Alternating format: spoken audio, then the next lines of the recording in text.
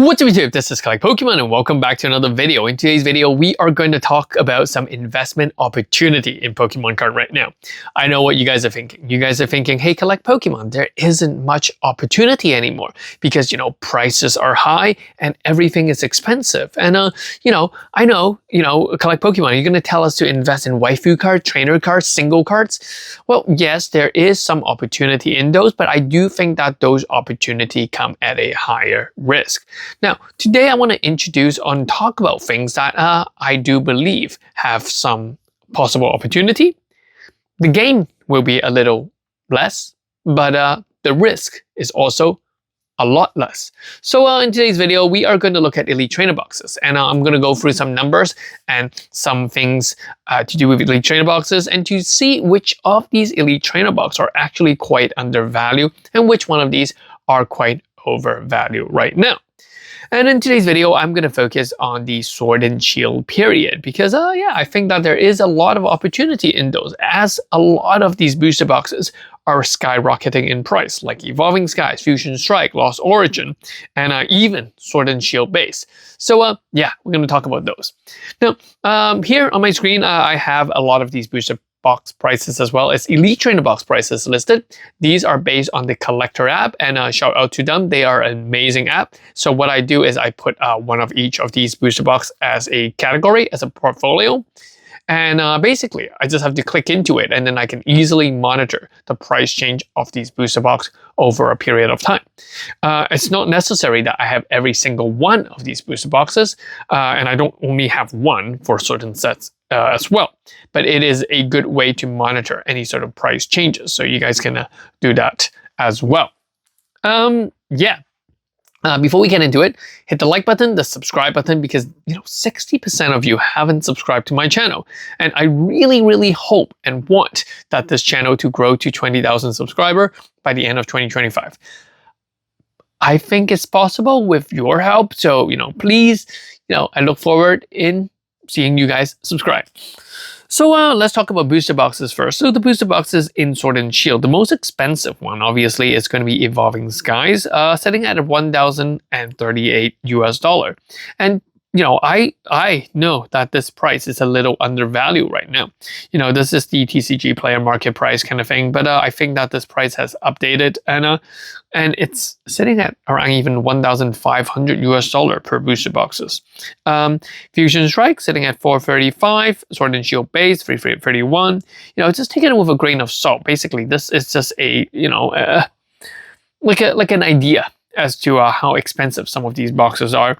And then we have Chilling Reigns, Brilliant Stars, Rebel Clash, Silver Tempest, Astral Radiance, Darkness Ablaze, Vivid Voltage, and the cheapest being Battle Style. And because, hey, it's Battle Style, it's one of the worst set in my opinion. So in the Sword and Shield era, don't worry, ignore me. There is still some gain in that, but it's just going to be slower.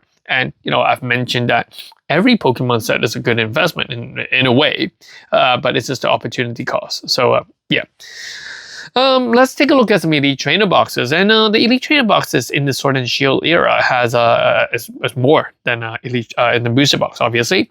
Some sets like Evolving Skies have 2 different variations of the Elite Trainer box, same with Sword and Shield base, and so on. There's also special set Elite Trainer boxes that will be listed here, and we're gonna mention those first, and then we're gonna get those out of the way. Now, in terms of special set, we have Champion's Path, Celebration, Shining Fates, Pokemon Go, and Crown Zenith. And we can see that, Champion's Path, it was up there and it never came back down. Same with Celebration. It's only going up, up, up, and up.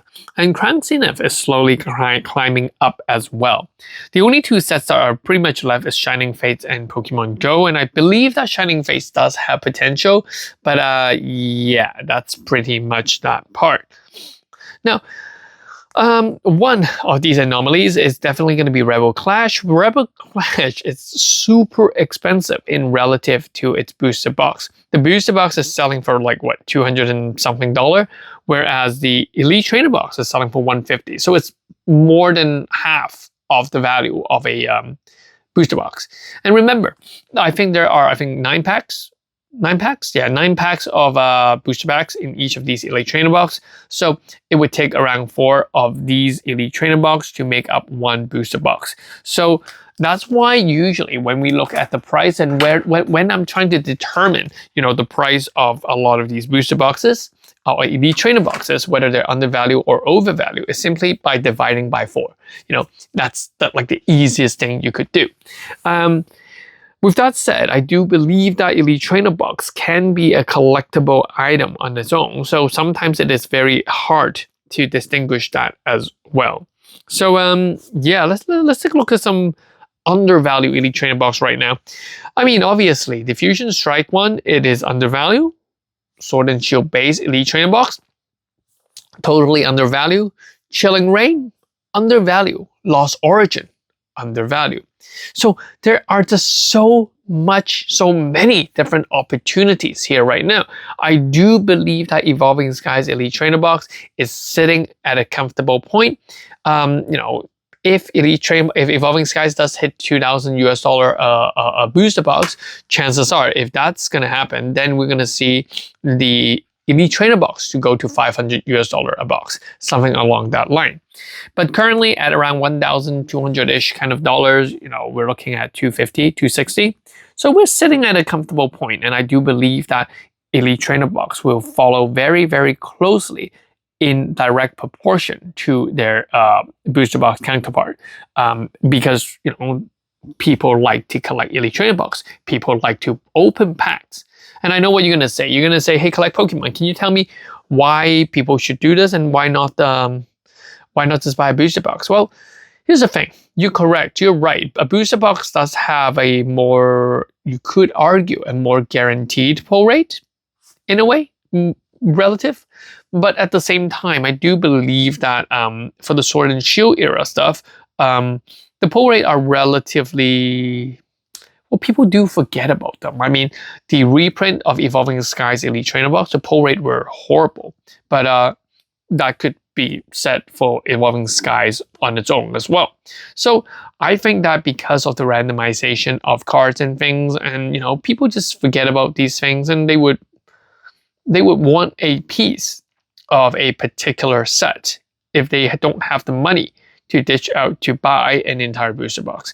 So I think that Elite Trainer boxes will catch up soon if the booster box price continue to rise for certain sets.